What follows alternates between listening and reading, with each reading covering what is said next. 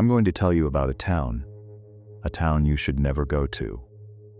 For your protection, I won't tell you the name or location. But I'll tell you this.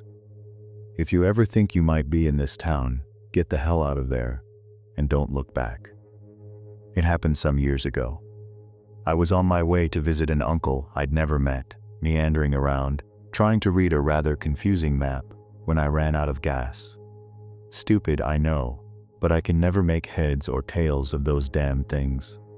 The dangers of hitchhiking were disconcerting, though there wasn't much choice, so I didn't bother fussing about it and started up the road. The midday sun was oppressive.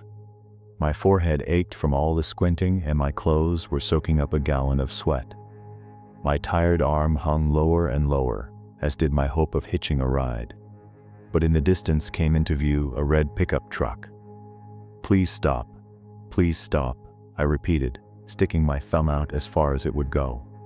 As the truck grew closer, I waved my arms around until it eventually slowed down and stopped in the road. "Did your car back there?" asked the friendly old coot from behind the wheel. "Yes, sir. Ran out of gas." "Hop in. We'll get you some at the next stop." Cappy, what a nice guy he was. He sure liked to talk about his family, but they were entertaining stories. His son was fighting overseas, and I could tell his kindness was inspired by the admiration he felt for my generation. Heroes, he called us. You wouldn't catch me on the front lines, though. Always been one to shy away from danger. I didn't tell Cappy that. Didn't want to disappoint him. After some time, I started to wonder when this town would show up, and I expressed my concern that it might be too far away. It didn't seem to bother Cappy. I guess he had nothing better to do. Still never found out where he was headed. The road was getting bumpy, then turned into two brown strips with grass down the middle. I could finally see a town peeking over the wild fields. Pitiful yet quaint. It was textbook small-town America. Faded blue houses with white trim, a few brick and mortar businesses with hand-painted signs, town square, big red barn, white chapel on a hill. Cars were parked here and there, some without tires, though I didn't see any people around. It wasn't surprising for such a remote hamlet. But what did surprise me was that, despite the barn, I didn't see any animals. There was no official fueling station, but we found an old garage with a gas pump out front. Cappy kept apologizing for lending his gas can to a neighbor while we searched through the cluttered garage. A rancid odor would come and go, making me sicker each time. "I'd better go find someone," I said, "and tell them what we're doing so they don't think we're robbing the place." Really, I just wanted to get away from that smell. "Look for a gas can in case I don't find one." Roger that. The town seemed deserted, but I could hear voices echoing from somewhere, so I followed them. Two children appeared from the tall grass, chasing each other down the road. In the distance was an apple orchard with kids running to and fro, tossing apples at each other, some of them on all fours. As I approached, laughter and playful screams came from all sides. It seemed like normal child behavior, but then I noticed they were all wearing dog masks. There were a few children sitting at a pint-sized picnic table, playing with something that looked like cake, smooshing it in their hands and smearing it on their clothes. I assumed from the cake, the masks, and the occasional party favors that there was a birthday party going on. Trying to seem as non-threatening as possible, I strolled on over and attempted to question them. "I'm sure someone baked that cake to be eaten, not played with," I said, trying to sound like an authoritative parent. The children stopped what they were doing and looked up at me. I got the shivers, the way they all turned their heads at the exact same moment, all wearing those dog masks. And these weren't cute cartoon dog masks. The attempt at realism lent them a disturbing quality. "I'm sorry, but could you nice children take off those masks for a minute?" The kids looked at each other, then back at me. I started to feel embarrassed. "So, whose birthday is it?" One of the children made a little yipping noise. "Oh, it's you?" Another child mimicked the other. "Then it's you? Is it your birthday?" A third child joined in. Maybe it's all your birthdays? They didn't seem to be listening and continued to imitate puppies. Finally, I got a little testy. All that walking in the heat had already worn me down, and now these kids were poking at a beehive. You listen here. What would your parents say if they saw you being so rude? Why don't you take off those masks and act like children, not dogs? The kids started to yip louder, then transitioned to woofs, followed by short barks. Stop that. Where are your parents? I have car trouble and I need an adult right away. The children didn't heed my requests and instead threw cake in my face. It tasted horrible. In hindsight, I don't think it was cake. Fine then. But when I find your parents, they're going to hear all about this. It was like they didn't even know what I was saying. I turned to leave, but all the children that had been frolicking were now standing side by side, blocking my way. Instead of telling them to move, I simply walked to the left in an attempt to go around them. But as I went one way, so did they. And as I went the other way, so did they. Cut it out. I didn't want to push them. They were just kids. I'll give you brats to the count of 3 to move, or I'm going to walk right through you. The children stood there and said nothing. There must have been more than a dozen. Gaping at them all in those masks, it was surreal. No two masks were alike, each one a different breed of dog, with expressions ranging from docile to enraged. As I started counting, 3. A few of the children began making faint, low grumbling noises. I continued to count down, 2. And more children joined in with nasty growls. I gave a heavy sigh, knowing they weren't going to move. All right then, 1. All at once, the children began barking loudly. I was startled by how ferocious and angry they sounded. Stop that, I commanded. But they only barked louder. One of them chucked a rotten apple at me. It hurt. The other kids followed suit, and soon I fell victim to the spoiled fruit version of an old-fashioned stoning. I started to yell, "Wait till I find your parents," but took an apple to the face before I could finish. A few kids pushed me while I was distracted, and I lost my balance. They all rushed me, kicking and scratching. That does it. I was done fooling around. What the hell is wrong with you kids? I yelled, shoving them one by one to the ground. But they remained unfazed, continuing to kick and scratch and make those irritating noises. The cacophonous howling and fierce barks made my blood boil. I started striking the children, not caring about their safety or what their parents would do in retaliation. After realizing what I had done, I ran off to find Cappy. The children chased me into town. They were just kids, but I was spooked as all hell. The masks, the noises, they didn't even stop when I hit them. I caught sight of Cappy's truck, but I didn't see him. The children were gaining on me as I tripped and fell. Again, I was surrounded by those violent brats. I tried to get up, but there were too many kids on me, and my cries for help brought no assistance. "Take off those goddamned masks," I hollered, attempting to pull one off. It was tied on tight. The barking turned to laughing, and I feared there might be other adults watching, mocking me instead of shooing away their insane offspring.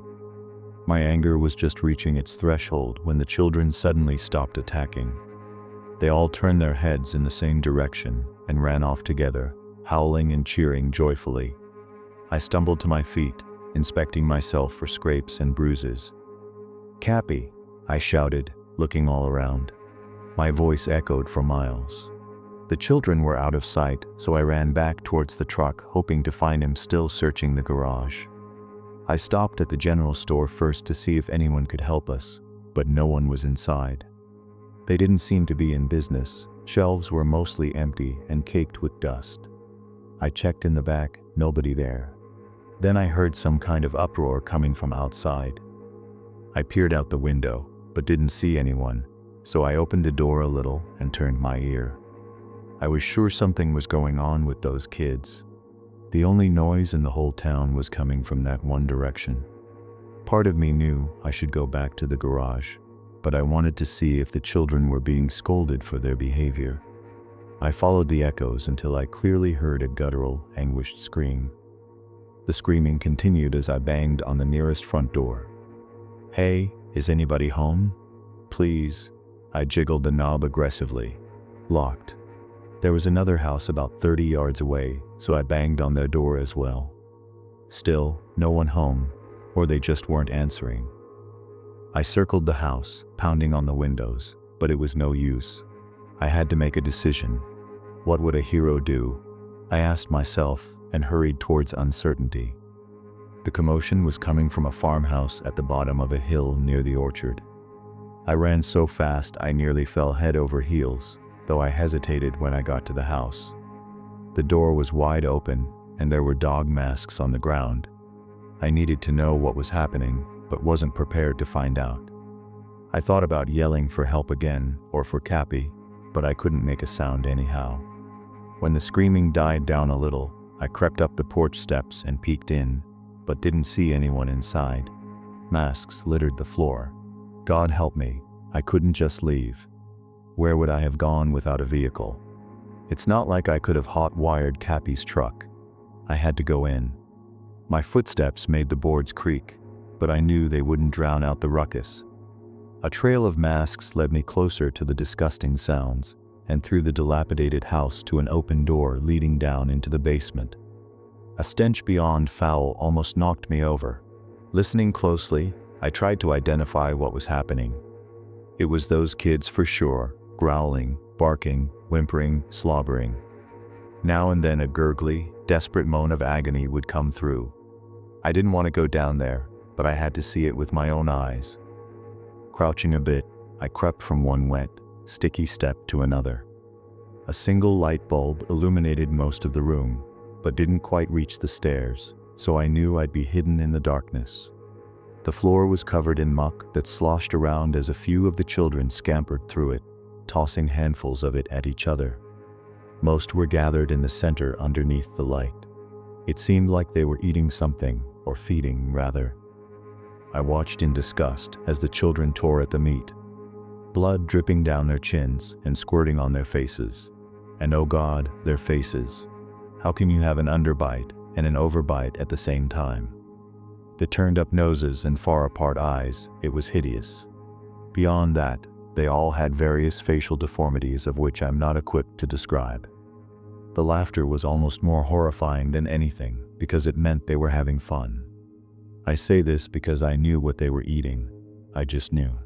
I couldn't see what was left of his face, and his clothes were ripped to shreds, but I knew.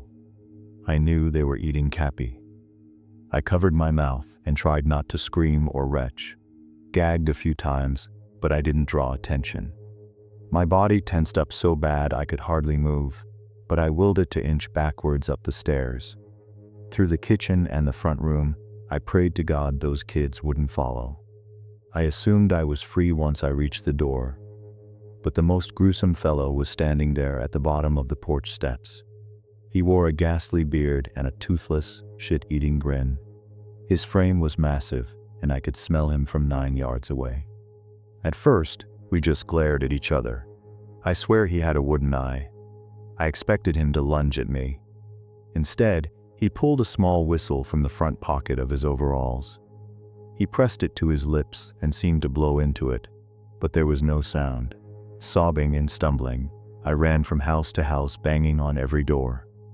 The joyful roars of the children were drawing closer, so I took refuge in the store. They raced all around like it was a game of hide and seek, while I barricaded myself in the back room, waiting for those monsters to give up the search. The front door rattled a few times, and I suddenly realized I was a sitting duck in there if that big guy broke in.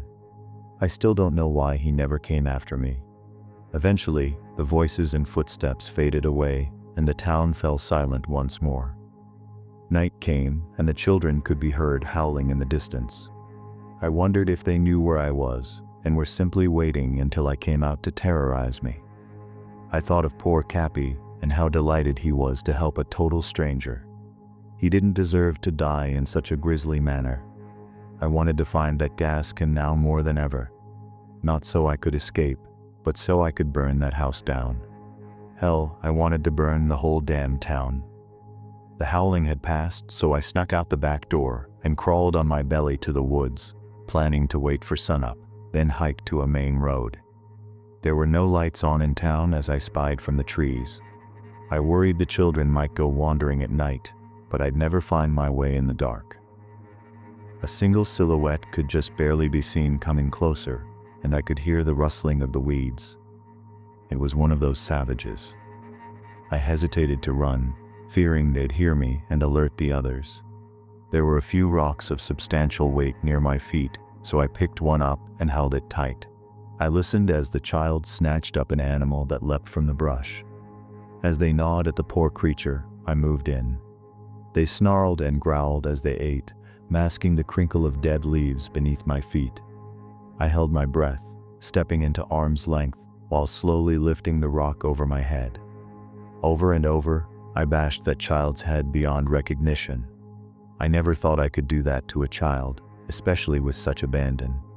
But I didn't do it so much for my own safety as I did it for Cappy. The sun began to rise, and I observed the boy's body. When I saw him laying all limp on the ground, head caved in and bloody, I regretted what I'd done. Sure, I wasn't a damned cannibal, but I felt like I'd stooped to their level.